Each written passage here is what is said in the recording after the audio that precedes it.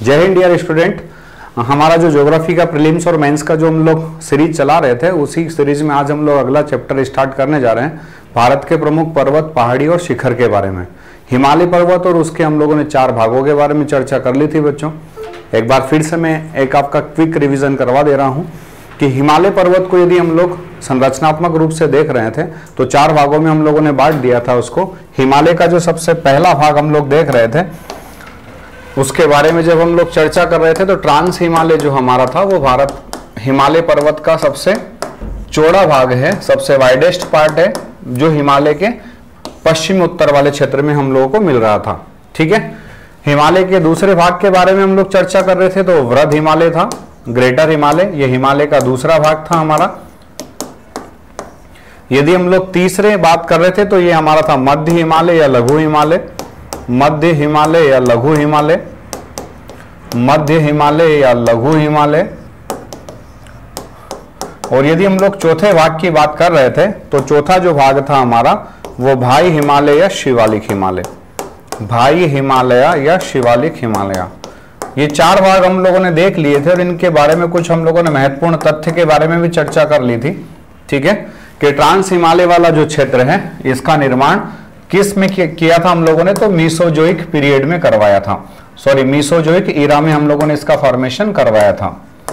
Mesozoic Ira में हमने किसका निर्माण करवाया था, ट्रांस का। ठीक है। फिर मायोसिन जो पीरियड है, इस मायोसिन पीरियड में हमने निर्माण करवाया था वृहद हिमालय का। ठीक है। मायोसिन के बाद हम लोग देख रहे थे इयोसिन पीरियड में हमने निर्माण करवाया था मध्य हिमालय का। और प्लायोसिन पीरियड में हम लोगों ने बच्चों निर्माण करवाया है हिमालय का सबसे जो नवीनतम भाग है, जो सबसे लेटेस्ट पार्ट है, भाई हिमालय या शिवालिक हिमालय का। ठीक है। और हम लोगों ने यह भी बात कर ली थी कि जहां आज वर्तमान में ट्रांस हिमालय है वहां पर पहले मीसो भूसन्नति थी, मीसो जियोसिंक्लाइन थी। जहां आज पर वृहद हिमालय लोकेटेड है, वृहद हिमालय स्थित है, वहां पर मायो भूसन्नति थी, वहां पर मायो भूसन्नति थी, मायो जियोसिंक्लाइन था। जहां आज मध्य हिमालय है वहां पर ईयो भूसन्नति थी, ईयो भूसन्नति वहां पर थी, जहां पर आज हम लोग किसको देख रहे हैं, मध्य हिमालय को। और जहां आज भाई हिमालय है वहां पर प्लायो भूसन्नति थी, वहां पर क्या था, प्लायो भूसन्नति थी। तो इस प्रकार से ये हिमालय के 4 भाग हम लोगों ने देखे थे। किस आधार पर, तो हम लोगों ने इनको देखा है संरचनात्मक रूप से। ठीक है। यदि हम उत्तर से दक्षिण की तरफ आ रहे हैं तो इन हिमालय का हम लोगों को भाग देखने को मिल रहा है। और इसमें सबसे चौड़ा जो वाइडेस्ट पार्ट है वो ट्रांस हिमालय, इसी में हम लोगों ने K2 आर्डविनास्टीन देखा है।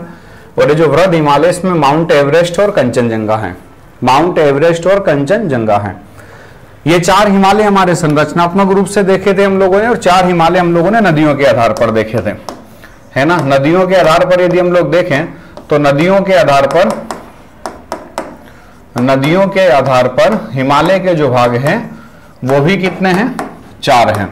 नदियों के आधार पर भी यदि हम हिमालय का विभाजन करते हैं तो आप लोग देखेंगे हम लोग 4 भागों में क्या करेंगे, हिमालय का विभाजन करेंगे।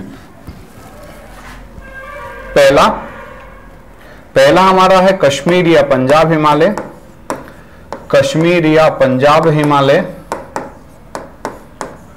कश्मीर या पंजाब हिमालय। ठीक है। यह जो हिमालय वाला भाग है हम लोगों को कहां मिलेगा, तो इन हिमालयों को आप लोग याद रखेंगे नदियों के आधार पर। तो आप देखेंगे बच्चों, सबसे पहला एक जो आपकी नदी आएगी, इस नदी को हम हिंदी में बोलेंगे सिंधु नदी, इंग्लिश में इंडस नदी। फिर हम लोग एक नदी को लेके आएंगे जिसका नाम है सतलज नदी। फिर हम एक नदी को लेकर आ रहे हैं जिसका नाम है काली नदी। फिर काली के नीचे हम लोग एक नदी को लेकर आ रहे हैं जिसका नाम है तिस्ता। और तिस्ता के बाद हम लोग देखेंगे तो एक नदी है दिहांग। ठीक है। ये 5 नदियों के नाम हम लोगों को याद रखना है, सिंधु, सतलज, काली, तिस्ता और दिहांग।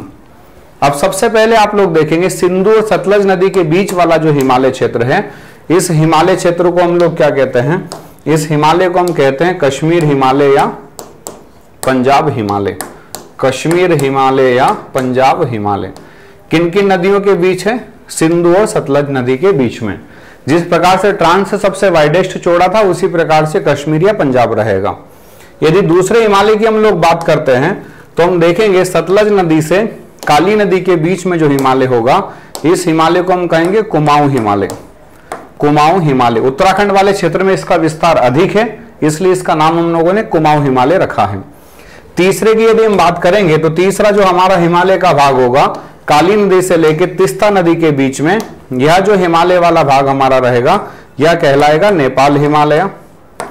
और ये जो नेपाल हिमालय लगभग 800 किलोमीटर लंबा है और सबसे ऊंचा भी है, विश्व की सबसे ऊंची चोटी जो माउंट एवरेस्ट है वो इसी हिमालय वाले क्षेत्र में स्थित है।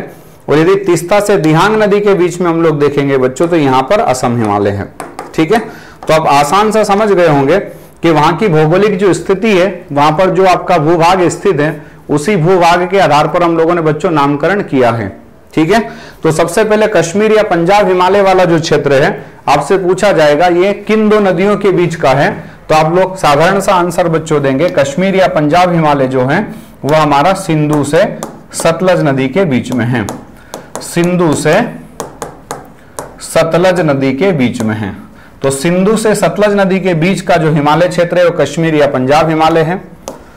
दूसरा हम लोग देखिए कुमाऊं हिमालय, जो उत्तराखंड के अधिकांश क्षेत्र में फैला हुआ है, विस्तारित है। तो ये कुमाऊं हिमालय वाला जो क्षेत्र है यह सतलज से काली नदी के बीच में है। सतलज से काली नदी के बीच में स्थित है।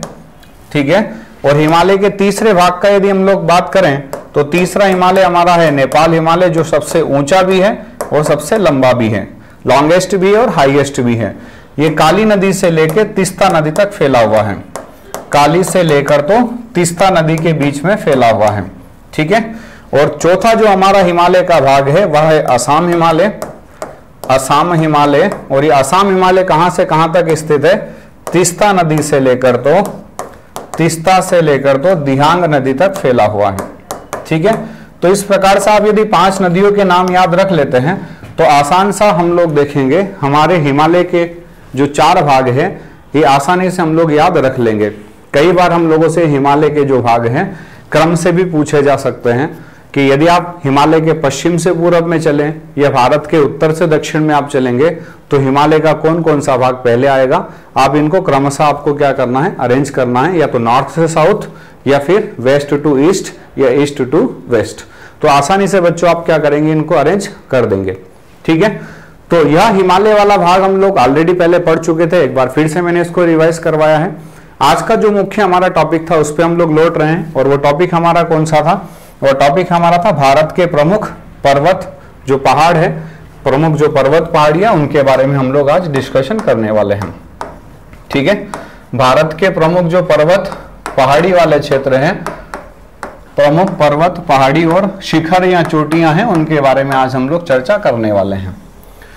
तो सबसे पहले यदि हम लोग हिमालय वाले क्षेत्र में चलते हैं तो हिमालय वाला जो क्षेत्र है हमारा लद्दाख, जम्मू कश्मीर, हिमाचल प्रदेश से लेकर तो उत्तराखंड की तरफ यदि हम लोग यात्रा करते हैं तो हिमालय के कुछ पर्वत श्रेणियां हम लोगों को मिलते हैं।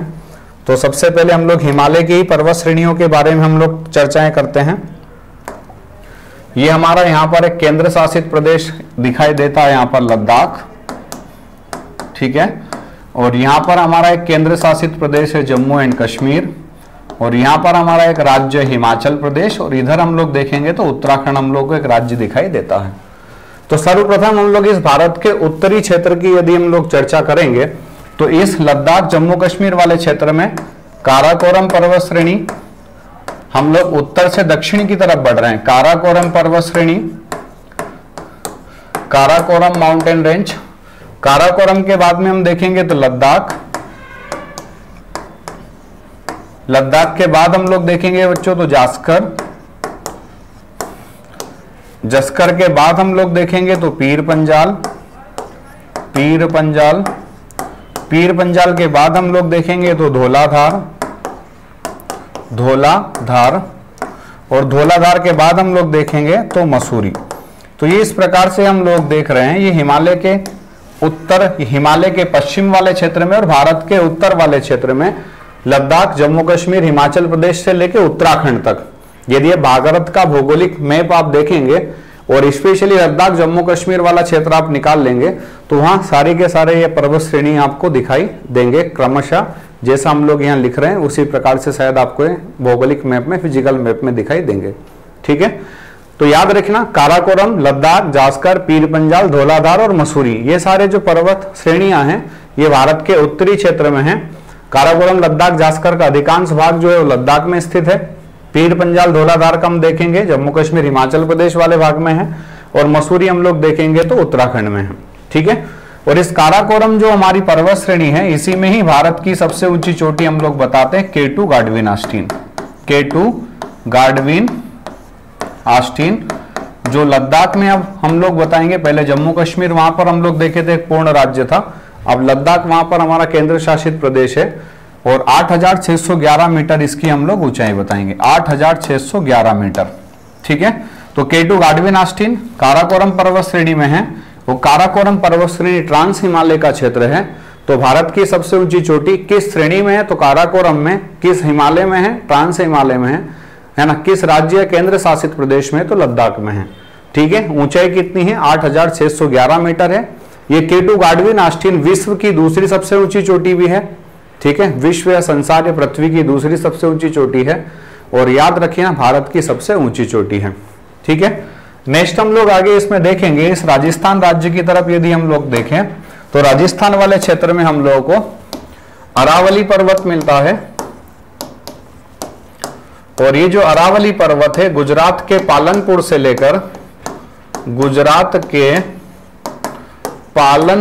लेकर दिल्ली के रायसीना हिल्स तक फैला हुआ है। पालनपुर से दिल्ली के रायसीना हिल्स तक फैला हुआ है। दिल्ली के रायसीना हिल्स तक फैला हुआ है।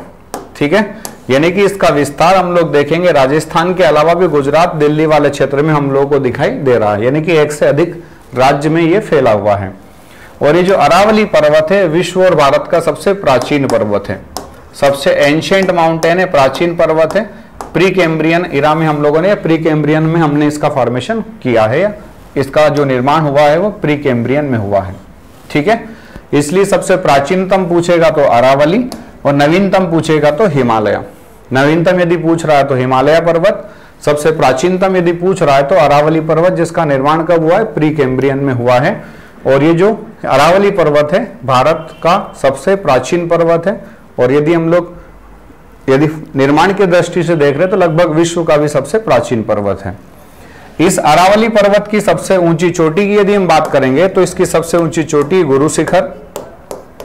इसकी सबसे ऊंची चोटी कौन सी? गुरु शिखर। ठीक है, याद रखना कई बार हम लोगों को पेयर के फॉर्म में, जोड़े के फॉर्म में कुछ पर्वत श्रेणियां और उनकी सबसे ऊंची चोटियां दे दी जाती है, और हम लोगों से मैच द कॉलम के फॉर्म में मैच करवाया जाता है। ठीक है, तो अरावली की सबसे ऊंची चोटी गुरु शिखर है। और राजस्थान में यदि हम लोग देखेंगे तो एक और हम लोगों को यहाँ पर पर्वत पहाड़ी मिल रही है, जिसका नाम हम बता रहे हैं आबू की पहाड़ी, आबू हिल्स। आबू हिल्स। ठीक है, तो आबू हिल्स भी कहां पर है? राजस्थान में। और अरावली पर्वत का भी अधिकांश भाग राजस्थान में, बाकी तो हम बोल ही चुके कि गुजरात के पालनपुर से दिल्ली के रायसीना हिल्स तक फैला हुआ है, और इस रायसीना वाले भाग में ही हमारी पार्लियामेंट है। ठीक है, आगे यदि हम लोग चलें, राजस्थान के नीचे हम लोग यदि हमारी यात्रा शुरू करेंगे तो हम गुजरात राज्य में प्रवेश कर जाएंगे, और गुजरात राज्य में जब हमारा प्रवेश होगा तो हम लोग देखेंगे इस गुजरात राज्य वाले क्षेत्र में, इस गुजरात राज्य वाले क्षेत्र में कुछ पर्वत पहाड़ियां हम लोग को मिलेगी। सबसे पहले हम लोग यहाँ कच्छ की एक खाड़ी भी देखे हैं, तो उसी प्रकार से यहाँ कच्छ हिल्स है, कच्छ की पहाड़ी है। ठीक है, कच्छ हिल्स के बाद हम लोग देखेंगे इसी वाले राज्य में तो बर्दा की पहाड़ी, बर्दा की पहाड़ी। तीसरी हम लोग देख रहे हैं यहाँ गिर की पहाड़ी, जो सौराष्ट्र गुजरात वाले क्षेत्र में है और एशियाटिक लायन के लिए प्रसिद्ध है। गिर के बाद हम लोग देखेंगे गिरनार की पहाड़ी, और गिरनार की पहाड़ी के बाद हम लोग देखेंगे तो मांडव की पहाड़ी है ना, मांडव हिल्स। मांडव की जो पहाड़ी, ये भी हम लोगों को कहां पर मिल रही है? ये भी हम लोगों को गुजरात वाले क्षेत्र में मिल रही है। ठीक है, तो गुजरात वाले क्षेत्र में यदि बच्चों हम लोग देख रहे हैं कच्छ, बर्दा, गिर, गिरनार और मांडव, ये सारी जो पर्वत पहाड़ियां हैं हम लोगों को कहां मिल रही है? गुजरात वाले क्षेत्र में। ठीक है, ये इसलिए हम लोगों को याद करना बहुत आवश्यक हो जाता है कि यदि आप मध्य प्रदेश यदि लोक सेवा आयोग का सिलेबस देखेंगे, पाठ्यक्रम देखेंगे, तो प्री हमारी प्रारंभिक परीक्षा और मुख्य परीक्षा दोनों ही यदि हम लोग देखेंगे तो यूनिट में हम लोगों को भारत के प्रमुख पर्वत पठार मैदान के बारे में हम लोगों को दिया हुआ है। और प्रीलिम्स में हर बार आप लोगों ने देखा होगा तो एक क्वेश्चन हम लोगों से पूछा जाता है, और एक क्वेश्चन तो पेटेंट जैसा हम लोगों को दिखता है ना, कि सतपुड़ा की जो सबसे ऊंची चोटी धूपगढ़ किस पहाड़ी में है, महादेव वाली भाग में स्थित है। हमेशा 2 बार 3 बार से लगभग पूछा जा रहा है। अब यदि हम गुजरात के बाद महाराष्ट्र यदि राज्य में हम लोग चलें, तो इस महाराष्ट्र राज्य में यदि आप देखेंगे तो सबसे पहले सातमाला पर्वत श्रेणी आपको दिखाई देगी। सातमाला के बाद हम देखेंगे अजंता, अजंता के बाद में सह्याद्री पर्वत, सह्याद्री पर्वत के बाद में बालाघाट श्रेणी। बालाघाट जिला हमारे मध्य प्रदेश में है, जबकि हम देख रहे हैं पर्वत श्रेणी हम लोगों को कहां मिल रही है, पर्वत श्रेणी हम लोगों को मिल रही है महाराष्ट्र में। उसी प्रकार से मांडव के बारे में भी आप ध्यान रखिएगा। बालाघाट के बाद में हरिश्चंद्र, हरिश्चंद्र, हरिश्चंद्र के बाद हम लोग देख रहे हैं तो निर्मल, और यदि हम लोग बैतूल के नीचे देखेंगे तो गाविलगढ़, गाविलगढ़। ये प्रमुख जो पर्वत पहाड़ियां हैं आपकी, ये कहां पर है, महाराष्ट्र राज्य में है। ठीक है, सातमाला, अजंता, सह्याद्री पर्वत, बालाघाट पर्वत श्रेणी, हरिश्चंद्र, निर्मलगढ़ और गाविलगढ़। अब यहां से एक प्रश्न हम लोगों से पीछे यदि आप प्रीवियस ईयर को उठा करके देखेंगे तो अजंता जो पर्वत पहाड़ी वाला प्रश्न हम लोगों से पूछा जा चुका है। ठीक है, अरावली, सतपुड़ा, विंध्याचल और अजंता, ये 4 पर्वत पहाड़ियों के नाम हम लोगों को दिए गए थे, और प्रश्न हम लोगों से पूछा गया था कि इनमें से ऐसा कौन सा पर्वत पहाड़ी क्षेत्र है जो सिर्फ एक ही राज्य में फैला हुआ है, जिसका विस्तार एक से अधिक राज्य में नहीं है। तो बच्चों आप देखेंगे तो सतपुड़ा भी छत्तीसगढ़ वाले क्षेत्र तक हम लोगों को दिखाई देता है, विंध्याचल झारखंड तक दिखाई देता है, और अरावली को भी हम लोग दिल्ली तक देख के आए हैं। तो अजंता ही एकमात्र ऐसा पर्वत पहाड़ी क्षेत्र है जो सिर्फ महाराष्ट्र राज्य में फैला हुआ है। यदि इस महाराष्ट्र में हम लोग पर्वत शिखर की बात करें तो एक महाबलेश्वर पर्वत चोटी आपको मिलेगी, और ये महाबलेश्वर जो पर्वत चोटी है यह उद्गम स्थान भी एक नदी का, जिसका नाम आप सभी को पता होगा, कृष्णा नदी। ठीक है, दूसरा हम लोग देखेंगे जो सह्याद्री पर्वत है, सह्याद्री पर्वत की सबसे ऊंची चोटी है कलसूबाई, इसकी सबसे ऊंची चोटी है कलसूबाई, और एक और यहां पर पर्वत शिखर आपको मिल जाएगा सलहर। ठीक है, तो ये 3 आपको यहां पर पर्वत शिखर मिल रहे हैं, एक कलसूबाई है, एक महाबलेश्वर है और एक सलहर है। ठीक है, और आपसे प्रश्न पूछ लिया जाए कि सह्याद्री पर्वत की सबसे ऊंची चोटी कौन सी है, तो कलसूबाई है, और आपसे पूछ लिया जाए महाबलेश्वर किस नदी का उद्गम स्थान है, कृष्णा का है, और महाराष्ट्र में प्रमुख कितने शिखर है, तो सलहर, कलसूबाई और महाबलेश्वर है। यदि महाराष्ट्र के बाद हम लोग नीचे कर्नाटका राज्य की तरफ बढ़ते हैं तो कर्नाटक राज्य में हम लोग को क्या मिलेगा, बाबा बुदन की पहाड़ी, बाबा बुदन की पहाड़ी, और कर्नाटक वाले क्षेत्र में हम लोग देखेंगे तो बाबा बुदन हो जाएगा, बेल्लारी हासपेट हो जाएगा। ये ऐसे क्षेत्र हैं जो आयरन के लिए भी प्रसिद्ध है, लौह अयस्क के लिए भी प्रसिद्ध है। बाबा बुदन की पहाड़ी के अलावा यदि हम देखेंगे तो यहाँ पर एक पर्वत चोटी जिसका नाम है कुद्रेमुख, कुद्रेमुख यहाँ पर आपको क्या मिल जाएगा, कुद्रेमुख आपको यहाँ पर एक पर्वत शिखर मिलेगा, चोटी मिल जाएगी। ठीक है, तो ये दोनों कहां पर हो जाएंगे, कर्नाटक राज्य में, बाबा बुदन की पहाड़ी और कुद्रेमुख पर्वत चोटी। अब यदि हम कर्नाटका और उसके नीचे आते हैं तो केरला, और उसके साइड में हम देखेंगे तो तमिलनाडु स्टेट है हमारा, कर्नाटका, केरला और तमिलनाडु। इन तीनों राज्य की सीमा पर हम लोग देखेंगे तो एक पर्वत हम लोग को मिल जाता है जिसका नाम है नीलगिरी पर्वत, जिसका नाम क्या है, नीलगिरी पर्वत। और ये जो नीलगिरी पर्वतीय क्षेत्र है यहां पर हम लोग देख रहे हैं केरल, कर्नाटक और तमिलनाडु राज्य की सीमा पर स्थित है। ये नीलगिरी हमारा भारत का एक बायोस्फीयर रिजर्व भी है, जो सबसे पहला बायोस्फीयर रिजर्व है, जिसको हम लोगों ने 1986 में बनाया है, 1986 में। तो नीलगिरी जो पर्वत है केरला, कर्नाटका और तमिलनाडु राज्य की बाउंड्री पर है। ठीक है, और यही नीलगिरी पर्वत है जो पश्चिमी घाट और पूर्वी घाट का एक जंक्शन पॉइंट है आपका, या हम लोग बोलेंगे मिलन वाला स्थान है। यहाँ दोनों घाट आपस में आकर के क्या करेंगे, मिल जाएंगे। हमारी टाई का एक ट्राई जंक्शन बनता है, ऐसा यहाँ पर आपको ट्राई जंक्शन दिखाई देगा। इस नीलगिरी पर्वत की जो सबसे ऊंची चोटी है वह है डोडा बेट्टा। डोडा बेट्टा किसकी सबसे ऊंची चोटी है, नीलगिरी पर्वत की। ठीक है, इसकी ऊंचाई लगभग हमको 2636 मीटर मिलती है, 2636 मीटर। इसी नीलगिरी पर्वत के नीचे हम लोग देखेंगे केरला कर्नाटका वाले भाग में, तो यहां पर आपको दिखाई देगा अन्नामलाई पर्वत। अन्नामलाई पर्वत किस वाले भाग में मिलेगा हम लोगों को? तो अन्नामलाई पर्वत हम लोगों को मिल रहा है बच्चों केरल, और कुछ पार्ट इसका हम लोगों को थोड़ा बहुत तमिलनाडु वाले भाग में दिखाई देगा। और इसकी जो सबसे ऊंची चोटी है उसका नाम आपको मिल जाएगा अनाईमुदी। अनाईमुदी, या कहीं कहीं अनाईमुदी ना लिखे तो आप अन्नामुदी के नाम से भी इसको आप देख सकते हैं। और इसकी ऊंचाई हम लोगों को मिलती है 2695 मीटर। 2695 मीटर।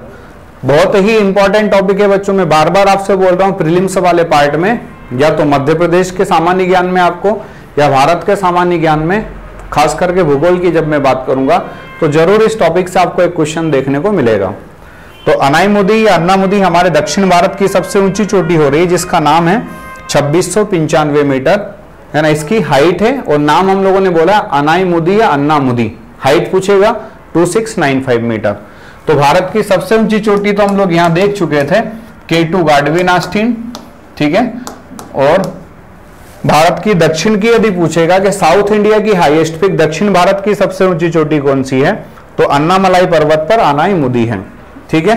अनाईमुदी के नीचे हम लोग यदि जाते हैं तो केरला वाले भाग में आपको एक और पर्वत चोटी मिलेगी जिसका नाम है अगस्थमलाई। अगस्थमलाई, और ये अगस्थमलाई जो पर्वत चोटी है केरला वाले क्षेत्र में, ठीक है, यह एक जैव आरक्षित क्षेत्र भी है, बायोस्फीयर रिजर्व भी है। अधिकांश भाग इसका केरला वाले क्षेत्र में स्थित है, कुछ भाग आप देखेंगे तमिलनाडु में भी आपको मिल जाएगा।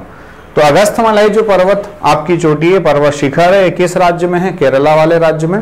और अगस्थमलाई के नीचे हम लोग चले जाएंगे तो आपको कार्डेमम की पहाड़ी मिल जाएगी।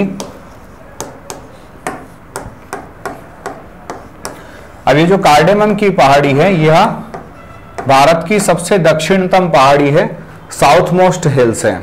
आपसे क्वेश्चन पूछा जाता है इंडिया का सबसे साउथ मोस्ट हिल्स कौन सा है, भारत की सबसे दक्षिणतम पहाड़ी कौन सी है, तो कार्डेमम की। कार्डेमम की जो पहाड़ी है वह भारत की सबसे दक्षिणतम पहाड़ी है। ध्यान रखना मैं पहाड़ी बोल रहा हूं, ना कि चोटी। आप वहां पर प्रश्न को ठीक से पढ़े, पहले क्या पूछना चाह रहा है हम लोगों से, उसके बाद हम लोग राइट आंसर दें, ठीक है। यदि भारत की हम लोगों से पूछेगा सबसे ऊंची चोटी तो हम लोग K2 गाडविन आस्टीन को बता रहे हैं। दक्षिण भारत का यदि हमसे पूछा जा रहा है तो हम लोग अनाईमुदी या अन्नामुदी को बता रहे हैं। और दक्षिण भारत की यदि सबसे दक्षिणतम पहाड़ी पूछेगा तो हम लोग कार्डेमम की बताएंगे जो केरला वाले क्षेत्र में स्थित है, ठीक है। तो यदि हम लोग बाबा बुदन से नीचे जा रहे थे तो बाबा बुदन और कुद्रेमुख कर्नाटका वाले क्षेत्र में था। यदि हम कर्नाटका से नीचे जा रहे थे केरला, कर्नाटका और तमिलनाडु की बॉर्डर पर, तो वहां नीलगिरी। नीलगिरी की ऊंची चोटी है दोदा बेटा। ऊंचाई हम लोगों ने पहले इसकी 2636 मीटर बताए हैं, ठीक है। फिर अन्नामलाई पर्वत है जिसकी ऊंचाई अनाईमुदी है, हाइट उसकी ऊंचाई 2695 मीटर है, जो दक्षिण भारत की सबसे ऊंची चोटी है। अगस्थमलाई पर्वत चोटी है जो केरला वाले क्षेत्र में है, और यह एक जैव आरक्षित क्षेत्र भी है। याद रखिएगा, नीलगिरी भी एक जैव आरक्षित क्षेत्र है और अगस्थमलाई भी एक जैव आरक्षित क्षेत्र है, ठीक है। और कार्डेमम दक्षिण भारत की, या यूं बोले भारत की सबसे दक्षिणतम पहाड़ी है, साउथ मोस्ट हिल्स है। तो यदि हम लोग देख रहे हैं तो इस 15-20 मिनट की क्लास में अभी तक हम लोग ऐसे 3 क्वेश्चन को देख चुके हैं जो हमारे प्रीवियस ईयर में हम लोगों से पूछे जा चुके हैं। अब ये हमारा वेस्टर्न घाट कंप्लीट हुआ, हम लोग गुजरात से लेकर केरला तक हमारी यात्रा हो गई है। अब हम तमिलनाडु से लेके तो हम लोग उड़ीसा तक हमारी यात्रा शुरू करते हैं। ईस्टर्न घाट के पैरेलल, पूर्वी घाट के समानांतर हम लोग चल रहे हैं। तो सबसे पहले यदि हम लोग साउथ में तमिलनाडु राज्य से हम लोग देखना शुरू करेंगे तो अधिकांश आप लोग देखेंगे तमिलनाडु वाले क्षेत्र में हम लोगों को मलाई संबंधित या जिनके पीछे मलाई लगा होगा ऐसे कुछ आपको पर्वत पहाड़ियां वहां अधिकांशता मिलेंगे। सबसे पहले हम यहां देखेंगे तो वरुष नद की पहाड़ी आपको मिलेगी। वरुष नद की पहाड़ी, वरुष नद के बाद हम देखेंगे पंचाई मलाई, पंचाई मलाई, पंचाई मलाई के बाद में शिरू मलाई, शिरू मलाई, पंचाई मलाई, शिरू मलाई, जावदी, जावदी, पालनी, पालनी की पहाड़ी, शेवराय, शेवराय, मेलागिरी, मेलागिरी। तो ये आपके जो प्रमुख पर्वत पहाड़ियां हैं ये सभी किस राज्य में स्थित है? तो यह सभी है तमिलनाडु राज्य में। वरुशनद, पंचाईमलाई, शिरुमलाई, जावदी, पालनी, शेवराय और मेलागिरी। ये पालनी की जो पहाड़ी वाला क्षेत्र है और नीलगिरी का जो पहाड़ी वाला क्षेत्र है, हम लोग देखेंगे टूरिस्ट पर्यटन के लिए भी बहुत ज्यादा फेमस है। यदि आप लोगों ने तमिलनाडु राज्य में देखा होगा तो ऊटक मंडक या ऊटी जिसको हम बोलते हैं, और कोडाई कनाल आपने सुना होगा। तो ये दोनों फेमस आपके टूरिस्ट प्लेस है जो आपको कहाँ मिल जाएंगे? साउथ वाले पार्ट में तमिलनाडु में, ऊटक मंडक या ऊटी। और दूसरा हम देख रहे हैं कोडाई कनाल, ठीक है। ऊटक मंडक और ऊटी या फिर कोडाई कनाल, ये दो हमारे टूरिस्ट प्लेस है, पर्यटक स्थल है जो कहां पर है? साउथ वाले पार्ट में है। यदि तमिलनाडु के यदि हम ऊपर आते हैं तो तमिलनाडु और आंध्र प्रदेश की बॉर्डर पर यदि पुलिकट झील आपको दिखती है, उस झील के पास में आप लोग जाकर के देखेंगे तो यहाँ पर एक नागरी की पहाड़ी भी है। यहाँ पर हम लोग देखेंगे नागरी की एक पहाड़ी भी हम लोगों को दिखाई देती है। अब हम लोग सीधा आंध्र प्रदेश और तेलंगाना स्टेट की तरफ हम लोग हमारी यात्रा शुरू करते हैं। तो आंध्र प्रदेश और तेलंगाना स्टेट की तरफ हम लोग देखेंगे तो आंध्र प्रदेश में सबसे पहले वेलिकोंडा के बाद हम देखेंगे पालकोंडा, एरामाला,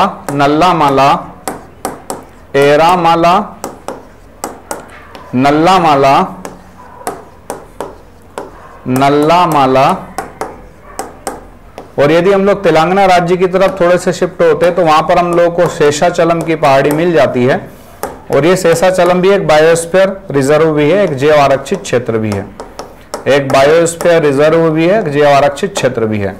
अभी तक बच्चों में यदि पर्वत पहाड़ियों की बात कर रहे हैं तो कच्छ की जो पहाड़ी या कच्छ वाला जो क्षेत्र है वह भी एक जैव आरक्षित क्षेत्र है, बायोस्फीयर रिजर्व है। नीलगिरी भी एक बायोस्फीयर रिजर्व है, ठीक है। नेक्स्ट हम देखेंगे अगस्थमालाई जो चोटी है वह भी एक बायोस्फीयर रिजर्व है, ठीक है। शेषाचलम की जो पहाड़ी वह भी एक बायोस्फीयर रिजर्व है। गल्फ ऑफ मन्नार भी एक बायोस्फीयर रिजर्व है। एक अलग से हम लोग सेपरेट हम टॉपिक देखेंगे, लेकिन अभी सिर्फ मेरा कहने का समझाने का मतलब यह है कि यदि आप इन पर्वत पहाड़ियों के नाम आप याद कर रहे हैं तो आपका एक टॉपिक पर्वत पहाड़ी तो कंप्लीट हो ही रहा है।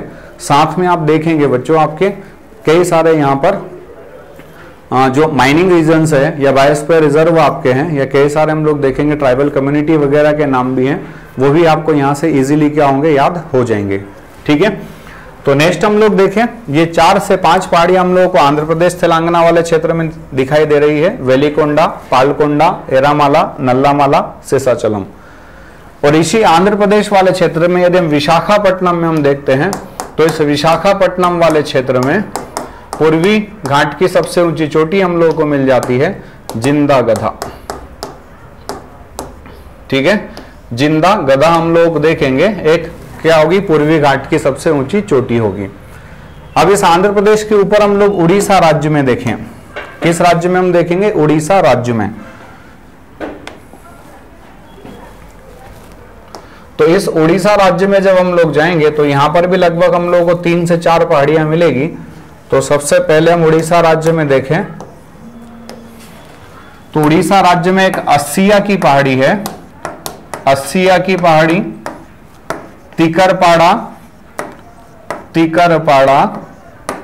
गढ़जात और नयागढ़। ये 4 जो आपकी प्रमुख पर्वत पहाड़ियां हैं ये आपको कहां मिल जाएगी? उड़ीसा वाले क्षेत्र में। उड़ीसा वाले क्षेत्र में अस्सिया, तिकरपाड़ा, गढ़जात और नयागढ़, ये सभी जो पर्वत पहाड़ियां आपको और मतलब यहाँ उड़ीसा राज्य का एब्रिविएशन मैंने लिया है, उड़ीसा राज्य में स्थित है। और यहीं पर आप लोग देखेंगे तो कुछ पर्वत शिखर भी आपको मिल जाएंगे, ठीक है। तो अस्सिया, तिकरपाड़ा, गढ़जात और नयागढ़ ये सारी पर्वत पहाड़ियां किस राज्य में है? उड़ीसा में। उड़ीसा के नीचे ऊपर यदि हम लोग जाएंगे तो वेस्ट बंगाल हम लोगों को कुछ इस तरह से दिखाई देता है। यस, वेस्ट बंगाल के नदर्न पार्ट में यदि उत्तर वाले क्षेत्र में हम जाएंगे तो यहां पर हम लोग को मिल जाएगी दार्जिलिंग पहाड़ी, दार्जिलिंग की पहाड़ी, ठीक है। और दार्जिलिंग की पहाड़ी के यदि हम लोग थोड़ा सा राइट में जाएंगे तो वहां पर हम लोग को असम राज्य मिलेगा। और असम राज्य में यदि हम लोग देखेंगे तो वहां पर मिकिर और रेंगमा 2 प्रमुख पहाड़ी हम लोग को मिल रही हैं, मिकिर और रेंगमा की पहाड़ी। असम क्षेत्र में हम लोग चलें तो असम में हम लोगों को मिकिर और रेंगमा की पहाड़ी दिखाई दे रही है।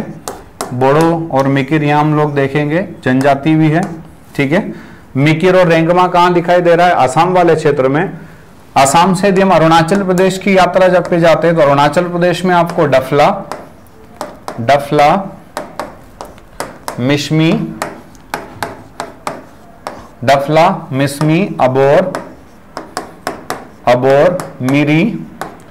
मिरी और पटकाई बूम। ये भारत और यदि आप देखेंगे भारत और म्यांमार की जो बॉर्डर है अरुणाचल प्रदेश के साथ में, वहीं पर आपको पटकाई बूम दिखाई देगी। तो डफला की पहाड़ी, मिसमी की पहाड़ी, अबोर, मिरी और पटकाई बूम, ये जो हम लोगों को दिखाई दे रही है चारों पांचों पर्वत पहाड़ियां, ये किस राज्य में है? अरुणाचल प्रदेश में है। डफला, मिसमी, अबोर, मिरी और पटकाई बूम। स्पेशली याद रखना पटकाई बूम अरुणाचल प्रदेश और म्यांमार की बॉर्डर वाले रीजन में आपको दिखेगी। अरुणाचल प्रदेश के नीचे हम लोग आएंगे तो नागालैंड एक राज्य है। नागालैंड में नागा पहाड़ी है। यदि हम मणिपुर में जाएंगे तो मणिपुर में आपको पूर्वी मणिपुर की पहाड़ी मिलेगी, पूर्वी मणिपुर की पहाड़ी, ईस्ट मणिपुर हिल्स। और यदि हम मिजोरम राज्य में जाएंगे तो यहां पर हम लोगों को मिजो की पहाड़ी मिलेगी। और मिजो की पहाड़ी के साथ में इसी वाले राज्य में एक आपको पर्वत शिखर मिलेगा जिसका नाम है ब्लू माउंटेन।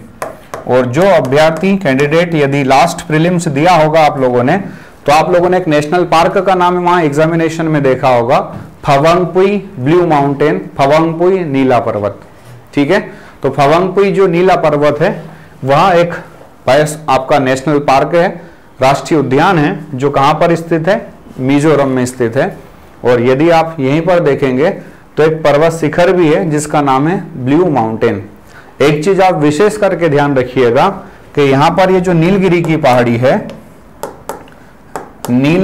पहाड़ी है, आपसे यदि प्रश्न पूछा जाता किस पहाड़ी को नीलगिरी की पहाड़ी कहते हैं, सॉरी ब्लू माउंटेन बोलते हैं, निकनेम जिसको हम बोलते हैं, ठीक है।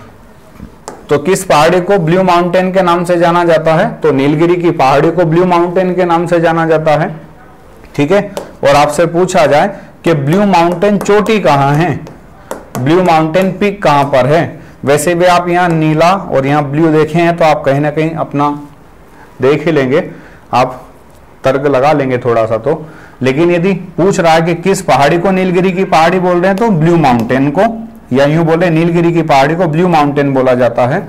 और आपसे पूछ लिया जाए कि ब्लू माउंटेन पर्वत चोटी कहां पर है, शिखर कहां पर है, तो हम लोग बताएंगे मिजोरम में है। कहां पर है? मिजोरम में है। त्रिपुरा में जब हम लोग आएंगे तो त्रिपुरा में त्रिपुरा की पहाड़ी है, त्रिपुरा में त्रिपुरा की पहाड़ी है। और यदि हम लोग त्रिपुरा, मणिपुर, नागालैंड और असम के बीच वाले क्षेत्र में यदि यहां पर देखेंगे तो यहां पर आपको कुछ और पहाड़ियां मिल जाएगी जिनके नाम है पूर्वांचल की पहाड़ी। दूसरा आपको यहां मिल जाएगा लेमातोल की पहाड़ी। और एक आपको यहां मिल जाएगा बेराइल की पहाड़ी, ठीक है। तो यदि इन पहाड़ियों में से भी कहीं एक आपसे नाम पूछ लिया जाए तो आप देखना आपको कहां मिल जाएगा। यदि आप नॉर्थ ईस्ट वाले पार्ट में अरुणाचल प्रदेश, नागालैंड, मणिपुर, मिजोरम वाला यदि एटलस का भाग लेकर के सामने बैठे होंगे और यदि आप उसका फिजिकल वाला मैप देख रहे होंगे तो यहां पर आपको लेमातोल, बेराइल, ठीक है, पूर्वांचल की पहाड़ियां दिखाई देगी। अब ये हम लोगों ने नॉर्थ ईस्ट स्टेज देख लिया है आसानी से, सारी चीजें हम लोगों को लगभग क्लियर भी यहां पर हो रही है। अब हम लोग सेंटर वाले पार्ट में यदि आते हैं, यदि हम लोग इंडिया के सेंटर वाले पार्ट में, यदि मध्य वाले भाग में हम लोग आएंगे, मध्य प्रदेश खास करके आप देख लेंगे यदि, तो मध्य प्रदेश का मैप लगभग कुछ ऐसा,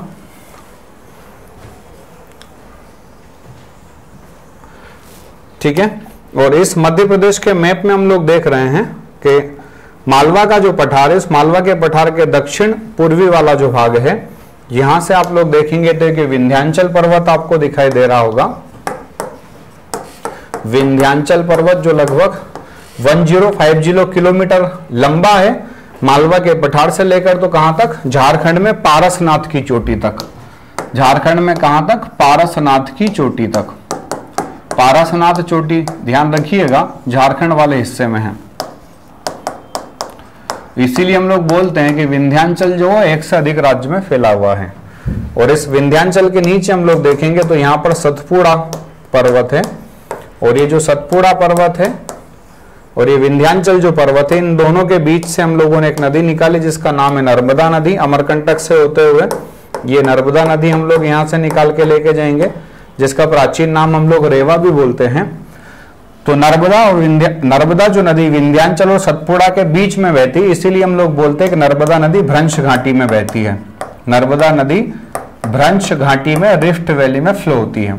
ठीक है, और आपसे क्वेश्चन ये पूछ लिया जाए कि नर्मदा के उत्तर में कौन है, तो विंध्याचल है। नर्मदा के दक्षिण में कौन है, तो सतपुड़ा है। अब इस सतपुड़ा जो पर्वत है इसके भी हम लोग देखेंगे कुछ भाग हम लोगों को मिलते हैं, जैसे राजपीपला की पहाड़ी, फिर हम लोग देखेंगे महादेव की पहाड़ी।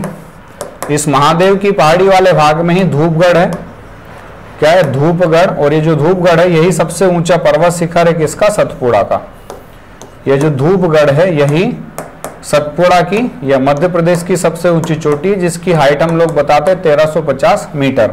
ठीक है, तो अब ये क्वेश्चन हमारे एमपीपीएससी का फेवरेट क्वेश्चन है। आप लोगों ने लगभग 2 बार इसको प्रीलिम्स वाले एग्जाम में देखा होगा कि सतपुड़ा की जो सबसे ऊंची चोटी धूपगढ़ है वो किस पहाड़ी वाले क्षेत्र में, तो महादेव में है। और यदि हम लोग देखेंगे तो एक हिस्सा यहाँ पर हम लोग को दिखाई देता है मैकाल पर्वत श्रेणी के रूप में, मैकाल पर्वत श्रेणी के रूप में, जिसकी ऊंची चोटी हम लोगों को यहाँ पर मिलती है अमरकंटक, अमरकंटक। और इस अमरकंटक चोटी वाले क्षेत्र से एक हम लोग नदी निकाल करके लेके जा रहे हैं नर्मदा, और दूसरी नदी हम लोग यहाँ से निकाल के लेके जाते हैं सोन नदी, जिसको हम जाकर के गिराएंगे गंगा नदी में। और एक जोहिला नदी को भी निकालेंगे जिसको हम आगे जाकर के गिरा देंगे सोन नदी में। ठीक है, तो इस प्रकार से आप लोग देख रहे होंगे नर्मदा नदी के ऊपर या उत्तर में विंध्याचल है, दक्षिण में सतपुड़ा है। और इसी के नीचे हम लोग देखेंगे तो मध्य प्रदेश और महाराष्ट्र के बॉर्डर वाले क्षेत्र में यहाँ पर हम लोगों ने एक और पहाड़ी का नाम पढ़ा था जो महाराष्ट्र वाले क्षेत्र में है, गाविलगढ़। और यहां से हम लोग लेकर के आ रहे थे ताप्ती नदी को, बैतूल के मुल्ताई से ताप्ती नदी को लेकर के आ रहे थे, और इसको भी हम लोगों ने खंबात की खाड़ी में ले जाकर के गिराया था। और यह भी हम लोग बोलते हैं कि यह भी ऐसी नदी है जो भ्रंश घाटी में बहती है, रिफ्ट वैली में बहती है। भ्रंश घाटी क्या होता है, कुछ बच्चों के मन में यह भी डाउट होगा, तो भ्रंश घाटी के बारे में भी मैं 1 मिनट चर्चा कर लेता हूं कि यदि आप लोगों ने देखा होगा कोई रॉक ब्लॉक है, एक चट्टान का टुकड़ा है, और यदि इस चट्टान के टुकड़े में यदि यहाँ पर 2 नॉर्मल फॉल्ट आ जाते हैं, नॉर्मल क्या आ जाते हैं, फॉल्ट, फॉल्ट जिसको हम लोग बोल रहे हैं भ्रंश।